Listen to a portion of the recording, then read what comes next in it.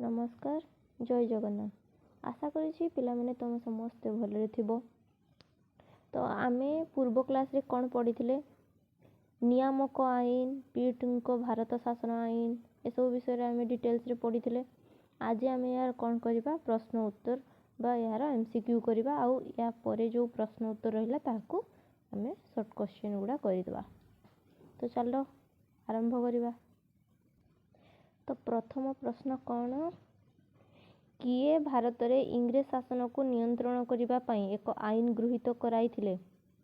किए भारत रे इंग्रेज शासन को नियंत्रण करिबा पई एक आईन गृहीत करिथिले। किए तम सासू नाई रे किए करिथिले पूर्व क्लास रे पढ़ा हितला ना।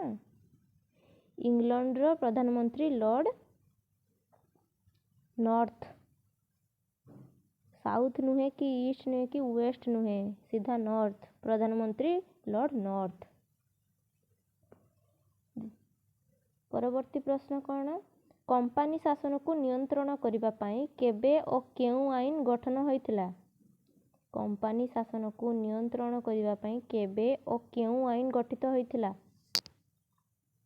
केउ आईन नियामक आईन बा रेगुलेटिंग एक्ट ताको इंग्लिश रे कोन कह जाय रेगुलेटिंग एक्ट बा नियामक आईन केबे गठित होइतिला 1773 ख्रीष्टाब्द रे। परवर्ती प्रश्न कौन नियामक आईन अनुଯାयी केते जन सभ्यों को नहीं शासन परिषद बा काउंसिलर गठित हेबो माने होइतिला। नियामक आईन अनुଯାयी केते जन सभ्यों को नहीं शासन परिषद बा काउंसिलर गठित होइतिला 4 जन। केते जन 4 जन। आ नियामक आईन विषय रे कौन कौन सब लेखा हिची कौन कौन नियम थिला ता विषय रे तो पूर्व क्लास रे पढ़ा हिची। जो माने जे से सब वीडियो को देखि नाओ प्रथमे जे ता थ्योरी क्लास टी को करो तापर एमसीक्यू करिवो। तो परवर्ती प्रश्न को जिबा काउंसिलर सभ्यंकर कार्यकाल केते वर्ष थिला। काउंसिलर जो सभ्य थिले 4 जन सेमानंकर कार्यकाल केते वर्ष 5 वर्ष ना कार्यकाल 5 वर्ष थिला। 5 वर्ष को जने नेखाए चेंज हेबे। परवर्ती प्रश्न कौन इंग्रेज मानक द्वारा प्रथमे सुप्रीम कोर्ट केउ ठारे स्थापन करा गला। इंग्रेज मानक द्वारा प्रथमे सुप्रीम कोर्ट कोउ ठारे स्थापन करा गला कलिकता ठारे ना कलिकता ठारे। काहे कि थिला ना जदी इंग्रेज माने कौनसी भी दोष त्रुटि करिवे तार विचार पई कलिकता ठारे एक सुप्रीम कोर्ट स्थापन करा गला। परवर्ती प्रश्न आड़ को जिबा त्रिवेंद्रम रो नूतन नाम कौन। त्रिवेंद्रम रो नूतन नाम कौन कौन थिरुवनंतपुरम कौन थिरुवनंतपुरम। बेंगालुरु बेंगालुरु बेंगालुरु कौन कि बेंगालुरु रो पुरातन नाम कौन। एबे जो बेंगालुरु अछि तार पुरातन नाम कौन थिला बांगालोर। आमे कोन हे से बेंगालोर जाईची बांगालोर सेमिति। तो परवर्ती प्रश्न को जिबा बंगर प्रथम गवर्नर जनरल किए थिले। बंगर प्रथम गवर्नर जनरल किए थिले वारेन हस्टिंग के वारेन हस्टिंग। परवर्ती प्रश्न कौन 1784 मसीहा बेलू इंग्लैंड प्रधानमंत्री किए थिले।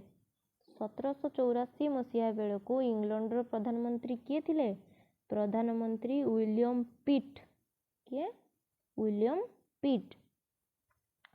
पिट को भारत शासन आईन केबे गठित होइतिला। पिट को भारत शासन आईन केबे गठित होइतिला 1784 केबे 1784 मसीहा रे। परवर्ती प्रश्न एही आईन रो लक्ष्य कौन थिला। एही आईन रो लक्ष्य कौन थिला कौन कि रे डिटेल्स रे पढ़ाई छी ना पूर्व क्लास रे पूर्व जो यार थ्योरी क्लास रे कौन थिला ना ନିୟାମକ ଆଇନର ହୋଇଥିବା ଦୋଷ ତ୍ରୁଟିକୁ ସୁଧାରିବା ଓ ଭାରତର ଇଂରେଜ ଶାସନକୁ ନିୟନ୍ତ୍ରଣ କରିବା। ତ ଆମେ ପୁରା ବିଷୟଟାକୁ ଜାଣିଲେ ଯେ କେମିତି କ'ଣ ହେଇଥିଲା। ବିଷୟ ତ ସରିଲା। ଏବେ ଯିବା କୁଆଡ଼େ? ପ୍ରଶ୍ନ ଉତ୍ତର ଆଡ଼କୁ। ସର୍ଟ କ୍ୱେଶ୍ଚନ୍ କରିବା। 3 ନମ୍ବର କ ଶୂନ୍ୟ ସ୍ଥାନ ପୂରଣ କର। କ'ଣ ଅଛି ପ୍ରଥମ ପ୍ରଶ୍ନ? ନିଜାମ ଉଲ୍ ମୁଲ୍କ ଡେସ୍ର ଗଭର୍ଣ୍ଣର ରୂପେ ନିଯୁକ୍ତି ପାଇଥିଲେ। ନିଜାମ ଉଲ୍ ମୁଲ୍କ ଡେସ୍ର ଗଭର୍ଣ୍ଣର ରୂପେ ନିଯୁକ୍ତି ପାଇଥିଲେ। ଏସବୁ ପ୍ରଶ୍ନ ପୂର୍ବରୁ ଆମେ କରିଛେ। କୋଉଠିକାର? ଦାକ୍ଷିଣାତ୍ୟର ନା।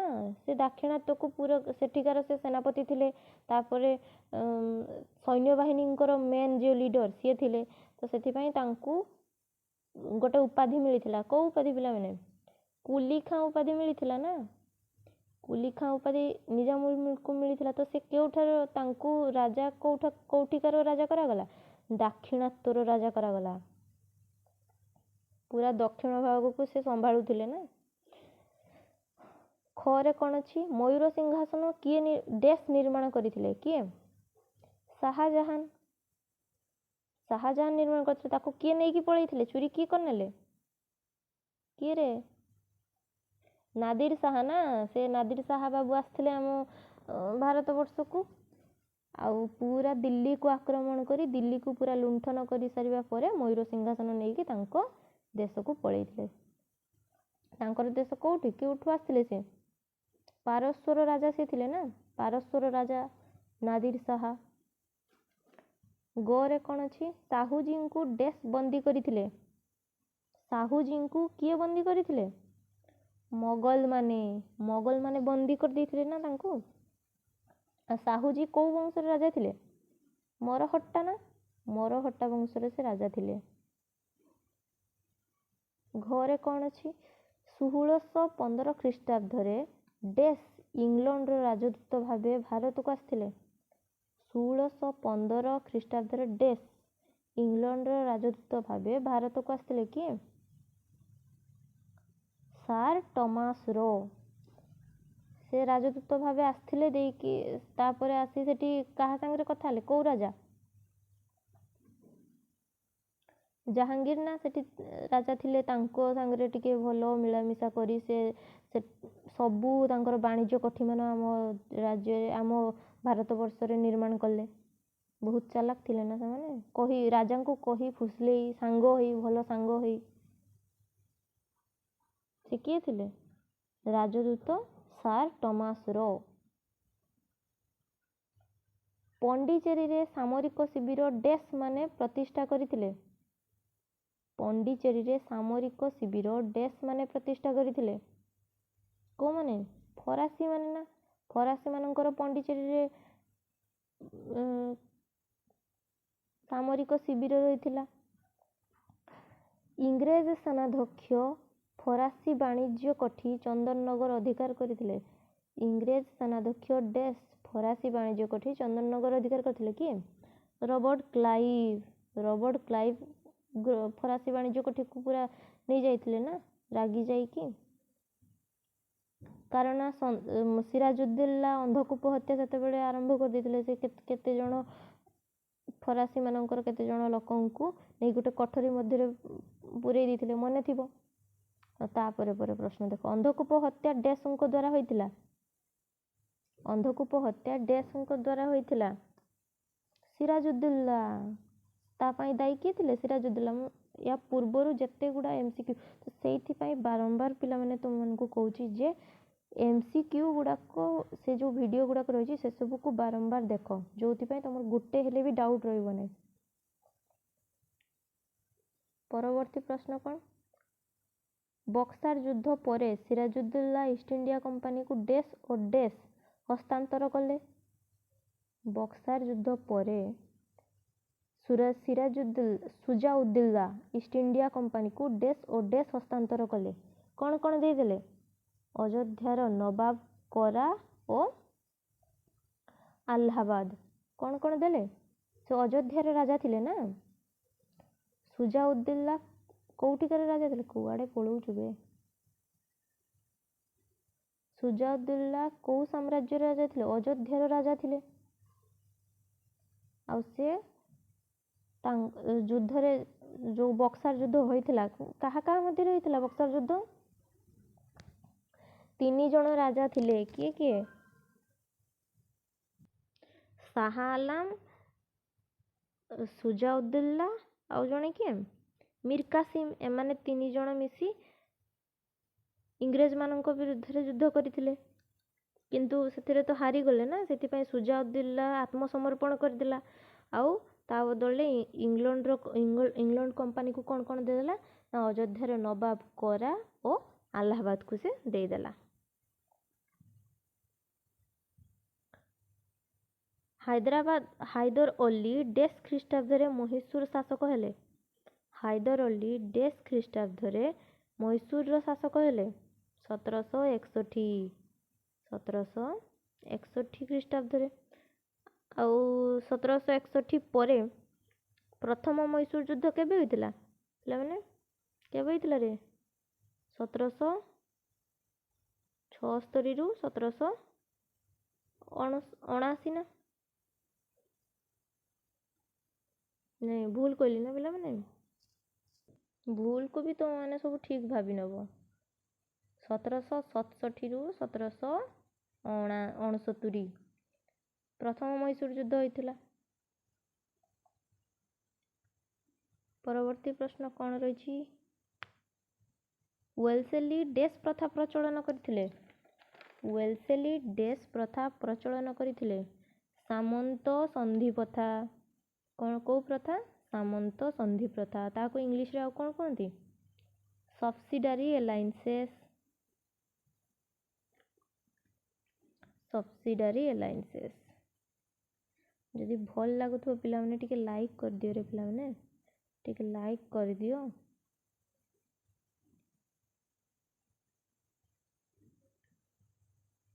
ରେଖାଙ୍କିତ ଶବ୍ଦ ଗୁଡ଼ିକୁ ପରିବର୍ତ୍ତନ ନ କରି ଭ୍ରମ ସଂଶୋଧନ କର। ଏଇ ଯେଉଁ ରେଖା ଗୁଡ଼ିକ ଟଣା ଯାଇଛି ସେଗୁଡ଼ିକ ପରିବର୍ତ୍ତନ କରିବନି, ସେଗୁଡ଼ିକ ଚେଞ୍ଜ କରିବାର ନାହିଁ। କେବଳ ତାପରେ ଯେଉଁଗୁଡ଼ା ରଖା ହେଇଛି ସେଗୁଡ଼ିକୁ ଟିକେ ଭୁଲ ଅଛି, ସେଗୁଡ଼ିକ ସଂଶୋଧନ କର କୁହାଯାଇଛି। ତ କ'ଣ କହିଛି ପ୍ରଥମ? ଟିପୁ ସୁଲତାନ କର୍ଣ୍ଣେଲ ବେରିଙ୍କୁ ପରାସ୍ତ କରି ଶ୍ରୀରଙ୍ଗପଟ୍ଟନମ ଅଧିକାର କରିଥିଲେ। ଜାଣିପାରୁଛ ନା ପିଲାମାନେ? ଟିପୁ ସୁଲତାନ କର୍ଣ୍ଣେଲ ବେରିଙ୍କୁ ପରାସ୍ତ କରି ଶ୍ରୀରଙ୍ଗପଟ୍ଟନମ ଅଧିକାର କରିଥିଲେ। କର୍ଣ୍ଣେଲ ବେରିଙ୍କୁ ତ ପରାସ୍ତ କରିଥିଲେ, ତାପରେ କାହାକୁ ଅଧିକାର କଲେ? ଶ୍ରୀରଙ୍ଗପଟ୍ଟନମ ତ ଟିପୁ ସୁଲତାନଙ୍କର ରାଜଧାନୀ ଥିଲା ନା। ମହୀଶୂରର ରାଜଧାନୀ କ'ଣ ଥିଲା? ଶ୍ରୀରଙ୍ଗପଟ୍ଟନମ। ତ ସିଏ ତାକୁ ଆଉ ଅଧିକାର କେନ କରିବେ? କାହାକୁ ଅଧିକାର କରିଥିଲେ? ଆର୍କଟ ଅଧିକାର କରିଥିଲେ। କର୍ଣ୍ଣାଟକକୁ ଆକ୍ରମଣ କରିଥିଲେ, ଯେଉଁଥିରେ ଇଂରେଜମାନେ ସେମାନଙ୍କୁ ଆଉ ସାହାଯ୍ୟ କଲେ ନାହିଁ, ଆଉ ସେମାନେ ରାଗିଯାଇ ଆର୍କଟକୁ ଅଧିକାର କରିଥିଲେ ନା। ପରବର୍ତ୍ତୀ ପ୍ରଶ୍ନ ଖ। ନିୟାମକ ଆଇନ ଭାରତ ପାର୍ଲାମେଣ୍ଟ ଗୃହୀତ ହୋଇଥିଲା? ନିୟାମକ ଆଇନ ଭାରତ ପାର୍ଲାମେଣ୍ଟରେ ଗୃହୀତ ହୋଇଥିଲା। ଭାରତ ପାର୍ଲାମେଣ୍ଟ କି? ନିୟାମକ ଆଇନ କୋଉଠି ହେଇଥିଲା? ଇଂଲଣ୍ଡର ପାର୍ଲାମେଣ୍ଟରେ। ଗରେ କ'ଣ କହିଛି? ନାଦିର ଶାହାଙ୍କୁ ମୋଗଲ ସେନା ଲାହୋର ଠାରେ ପ୍ରତିରୋଧ କରିଥିଲେ। ମୋଗଲ ସେନା କୋଉଠାରେ ପ୍ରତିରୋଧ କରିଥିଲେ? ଲାହୋର ଠାରେ। ପାନିପତ ଠାରୁ କିଛି ଦୂରରେ କର୍ଣ୍ଣାଲ ଠାରେ ପ୍ରତିରୋଧ କରିଥିଲେ। ନାଦିର ଶାହ ଜବରଦସ୍ତି ଆମ ଭାରତବର୍ଷକୁ ପଶି ଆସିଥିଲେ ନା, ତ ସେ ପ୍ରଥମେ ଆସି ଦିଲ୍ଲୀରେ ପହଞ୍ଚିଥିଲେ। ଫୋର୍ଟ ସେଣ୍ଟ ଜର୍ଜ କଲିକତାରେ ଅବସ୍ଥିତ। ଫୋର୍ଟ ସେଣ୍ଟ ଜର୍ଜ କଲିକତାରେ ଅବସ୍ଥିତ। କୋଉଠି ଅବସ୍ଥିତ? କଲିକତା ଭୁଲ ଅଛି। କୋଉଠି ଅବସ୍ଥିତ? ମାନ୍ଦ୍ରାଜ ଠାରେ ଅବସ୍ଥିତ, ଯୋଉଟାକୁ ଏବେ ତାମିଲନାଡୁ କୁହାଯାଉଛି, ଯାହାର ରାଜଧାନୀ ଚେନ୍ନାଇ। କେବେ କରିଥିଲେ ରେ ପିଲାମାନେ? ଏଟା 1639 ନା 1639 ଖ୍ରୀଷ୍ଟାବ୍ଦରେ। ୱାଜିର ପଦବୀ ମୋଗଲ ଶାସନ କାଳରେ ରାଜସ୍ୱ ଆଦାୟକାରୀଙ୍କୁ ବୁଝାଉଥିଲା। ୱାଜିର ପଦବୀ ମୋଗଲ ଶାସନ କାଳରେ ରାଜସ୍ୱ ଆଦାୟକାରୀଙ୍କୁ ବୁଝାଉଥିଲା। ୱାଜିର କୋଉମାନଙ୍କୁ କୁହାଯାଏ? ନା ମୋଗଲ ଶାସନ କାଳରେ ଯେଉଁମାନେ ପ୍ରଧାନମନ୍ତ୍ରୀ ଥିଲେ ସେଇମାନଙ୍କୁ ୱାଜିର ବୋଲି କୁହାଯାଉଥିଲା। ପ୍ରଧାନମନ୍ତ୍ରୀ ଭାବରେ ସେମାନେ କାର୍ଯ୍ୟ କରୁଥିଲେ। ଆଉ ଏମାନଙ୍କ ହାତରେ ଆଉ କ'ଣ ଦାୟିତ୍ୱ ଥିଲା ନା କାହାକୁ ନିଯୁକ୍ତି ଦେବେ, କାହାକୁ ନିଯୁକ୍ତିରୁ ହଟେଇବେ, ଏସବୁ ବି ଦାୟିତ୍ୱ ସେମାନଙ୍କ ହାତରେ ଥିଲା ନା। ତ 4 ନମ୍ବର ବି ସରିଲା। 5 ନମ୍ବରରେ କ'ଣ କହିଛି? କ ସ୍ତମ୍ଭ ଖ ସ୍ତମ୍ଭ, ଏସବୁ ତ ପୁରା ଗୋଟେ ସେକେଣ୍ଡରେ ସାରିଦେବା ନାଇଁ ପିଲାମାନେ। କ ସ୍ତମ୍ଭ ଖ ସ୍ତମ୍ଭ। କ ସ୍ତମ୍ଭରେ କ'ଣ ଅଛି? ତାରାବାଇ, ଏଲିଜାବେଥ, ଡ୍ୟୁପ୍ଲେ, ନାଦିର ଶାହା। ଖ ସ୍ତମ୍ଭରେ ଅଛି ପାରସ୍ୱର ଶାସକ, ସେନାପତି, କୋଲ୍ହାପୁରର ଶାସିକା, ଇଂଲଣ୍ଡର ଶାସିକା। ଶାସିକା ମାନେ କ'ଣ? ଯାହା ହଉ ସ୍ତ୍ରୀ ଲୋକ ହେଇଥିବେ, ତ ସ୍ତ୍ରୀ ଲୋକଙ୍କ ନାମ ବି ଆଗେ 2ଟି ଦେଇଛି, ତାରାବାଇ, ଏଲିଜାବେଥ। କ'ଣ କିଏ କିଏ କୋଉ ଗୋଟେ ଯିବେ ଦେଖିବା। ତାରାବାଇ କୋଉଠୁକାର ଶାସିକା ସେ ଥିଲେ? କୋଲ୍ହାପୁରର ଶାସିକା ନା। ସେ ତାଙ୍କର ଯୋଉ ନାବାଳିକ ପୁତ୍ରକୁ ରଖିକି ସେଠାରେ ଶାସନ କରୁଥିଲେ। ଏଲିଜାବେଥ କୋଉଠିକାର ଶାସିକା? ଇଂଲଣ୍ଡର ଶାସିକା, ପ୍ରଥମ ଏଲିଜାବେଥ, ଯିଏକି ଅନୁମତି ଦେଇଥିଲେ ଭାରତକୁ ଆସିକି ବାଣିଜ୍ୟ କରିବା ପାଇଁ। ସେଇ ପ୍ରଥମେ ଅନୁମତି ଦେଇଥିଲେ ନା ଇଂଲଣ୍ଡର ଯୋଉ ଲୋକମାନଙ୍କୁ, ବାଣିଜ୍ୟକାରୀମାନଙ୍କୁ। ଡ୍ୟୁପ୍ଲେ କୋଉଠିକାର ଶାସକ? ସେ କୋଉଠିକାର ଶାସକ ନୁହେଁ, ସେ ସେନାପତି ଥିଲେ। ନାଦିର ଶାହ କୋଉଠିକାର? ପାରସ୍ୱର ନା। ପାରସ୍ୱର ଶାସକ ନାଦିର ଶାହା, ଯିଏ ଆସି ମୟୂର ସିଂହାସନକୁ ଲୁଣ୍ଠନ କରିଥିଲେ। ସରିଲା। 5 ନମ୍ବର ବି ସରିଗଲା। 6 ନମ୍ବର, ନିମ୍ନ ସମ୍ଭାବ୍ୟ ଉତ୍ତର ଗୁଡ଼ିକ ମଧ୍ୟରୁ ଠିକ୍ ଉତ୍ତର ବାଛି ଲେଖ। ଅପସନ୍ ଦିଆହେଇଛି, ପ୍ରଶ୍ନ ଦିଆହେଇଛି, ତାକୁ ଠିକ୍ ଉତ୍ତରଟି ବାଛିକି ଲେଖିବ। ଏମିତିକା ପୁରା ଡିଟୋ ଏମିତିକା ପ୍ରଶ୍ନ ହିଁ ତୁମ ପରୀକ୍ଷାରେ ଆସିବ।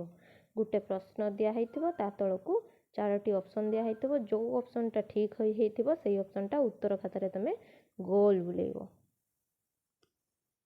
ହଁ କି ନାଇଁ ପିଲାମାନେ? ତ ପ୍ରଥମ ପ୍ରଶ୍ନ କ'ଣ? କୁଲି ଖାଁ ଉପାଧି କିଏ ପାଇଥିଲେ? ଏଇ ତ କିଛି ସମୟ ଆଗରୁ କହିଥିଲି ନା। କୁଲି ଖାଁ ଉପାଧି କିଏ ପାଇଥିଲେ? ନିଜାମ ଉଲ୍ ମୁଲ୍କ, ଦାକ୍ଷିଣାତ୍ୟର ଶାସକ ନିଜାମ ଉଲ୍ ମୁଲ୍କ। ଶିଖ ମାନେ କେତୋଟି ସଂଘରେ ସଂଗଠିତ ହୋଇଥିଲେ? 11, 12, 13, 14। କେତୋଟି? ତାଙ୍କର ଯୋଉ ସଂଘ ଗଠନ କରିଥିଲେ 12ଟି ନା। ପ୍ରତ୍ୟେକଟି ସଂଘକୁ କ'ଣ କୁହାଯାଏ?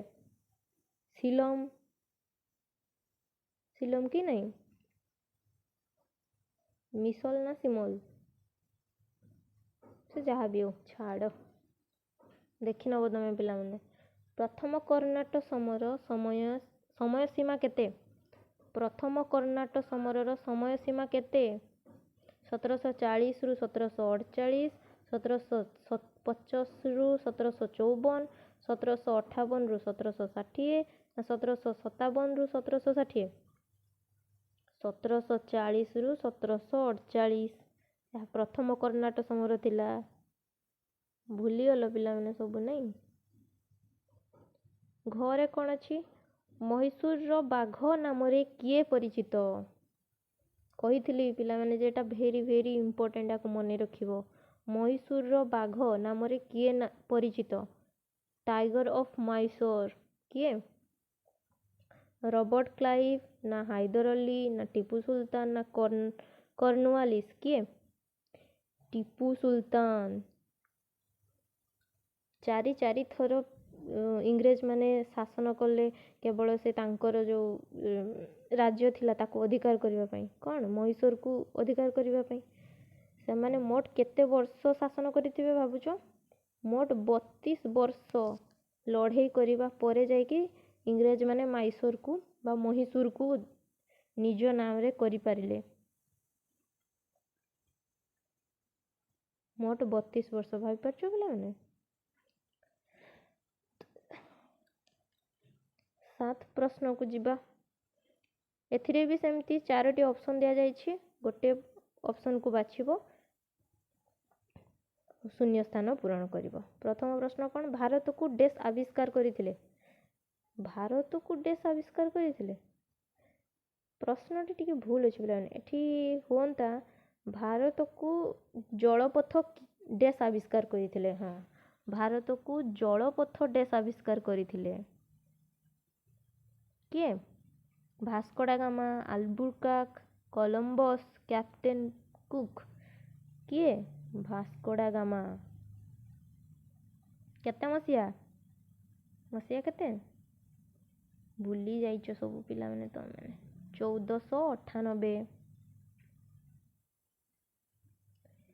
ନେକ୍ସଟ ପ୍ରଶ୍ନ କ'ଣ? ପଲାସି ଯୁଦ୍ଧରେ ଡେସ୍ର ବିଶ୍ୱାସଘାତକତା ପାଇଁ ସିରାଜୁଦ୍ଦୌଲା ହାରିଲେ? ପଲାସି ଯୁଦ୍ଧରେ ଡେସ୍ର ବିଶ୍ୱାସଘାତକତା ପାଇଁ ସିରାଜୁଦ୍ଦୌଲା ହାରିଲେ? ମୀର କାସିମ୍, ମିର୍ଜାଫର, ସୁଜାଉଦ୍ଦୌଲା ନା ଶାହ ଆଲମ? କିଏ ବିଶ୍ୱାସଘାତକତା କରିଥିଲା? ମୀର କାସିମ୍। କିଏ? ସରି, ମୀର ଜାଫର। ମୀର କାସିମ୍ ନୁହଁ, ମୀର ଜାଫର। ମୀର ଜାଫର ବିଶ୍ୱାସଘାତକତା କଲା ନା, ଇଂରେଜମାନଙ୍କ ସହ ମିଶିଗଲା। କ'ଣ ପାଇଁ? ଇଂରେଜମାନେ ତାଙ୍କୁ କହିଥିଲେ ଯେ ତୁ ଯଦି ସିରାଜୁଦ୍ଦୌଲାକୁ ହରେଇ ଦେବୁ ତାହେଲେ ଆମେ ତୋତେ ନେକ୍ସଟ ବଙ୍ଗର ନବାବ କରେଇଦେବା। ତ ଇଂରେଜମାନେ ବି କରିଦେଇଥିଲେ ତାଙ୍କୁ ନବାବ। ଶେଷ ପ୍ରଶ୍ନ କ'ଣ? ଟିପୁ ସୁଲତାନ ଡେସ୍ ମସିହାରେ ଯୁଦ୍ଧରେ ନିହତ ହେଲେ? ଟିପୁ ସୁଲତାନ ଡେସ୍ ମସିହାରେ ଯୁଦ୍ଧରେ ନିହତ ହେଲେ? କେତେ? 1790, 1761, 1799, 1800? କେବେ? 1799 ନା? 1799ରେ ତାଙ୍କର ନିହତ ହେଲା। ସେ ଆଉ ଇଂରେଜମାନଙ୍କ ସହ ପାରିଲେ ନାହିଁ। ଆଉ 1799 କ'ଣ ଥିଲା? ଶେଷ ମହୀଶୂର ଯୁଦ୍ଧ ବା ଚତୁର୍ଥ ମହୀଶୂର ଯୁଦ୍ଧ, ଯେଉଁଥିରେ ଟିପୁ ସୁଲତାନ ମୃତ୍ୟୁବରଣ କରିଥିଲେ। କେଉଁଠି ମରିଥିଲେ? ତାଙ୍କର ରାଜଧାନୀ ଶ୍ରୀରଙ୍ଗପଟ୍ଟନମ ଠାରେ। ସେଇଠି ଯୁଦ୍ଧ କରୁ କରୁ ତାଙ୍କର ମୃତ୍ୟୁ ହୋଇଥିଲା। ତ ଆମେ ପୁରା ବିଷୟଟିକୁ କଭର କଲେ, ତା ସଙ୍ଗେ ସଙ୍ଗେ ପ୍ରଶ୍ନ ଉତ୍ତରକୁ ବି ସାରିଲେ। ତ ଆଜି ଏ ଅଧ୍ୟାୟଟା ପୁରା ଶେଷ ହେଲା ଏଇ ଭିଡ଼ିଓରେ। ବୁଝିପାରିଲ ନା ପିଲାମାନେ ସବୁକିଛି? ତ ଯେଉଁମାନେ ବୁଝିପାରୁନ ସେମାନେ ମୋ କମେଣ୍ଟ ବକ୍ସରେ ଯାଇ କମେଣ୍ଟ କର। ଭିଡ଼ିଓଟିକୁ ପୁରା ସେୟାର କରିଦିଅ, କାହିଁକି ନା ତୁମ ସାଙ୍ଗମାନେ ବି ପଢ଼ିବା ଦରକାର। ଆଉ ଭଲ ଲାଗିଛି ଯଦି ଟିକେ ଲାଇକ୍ ବି କରିଦିଅ, ଯେଉଁଥିପାଇଁ ମୁଁ ଟିକେ ଖୁସି ବି ହେଇଯିବି। ଠିକ୍ ଅଛି ପିଲାମାନେ? ହଉ, ଭଲରେ ଥାଅ। ଆଉ କ'ଣ? ହଉ, ରହୁଛି। ନମସ୍କାର। ଜୟ ଜଗନ୍ନାଥ।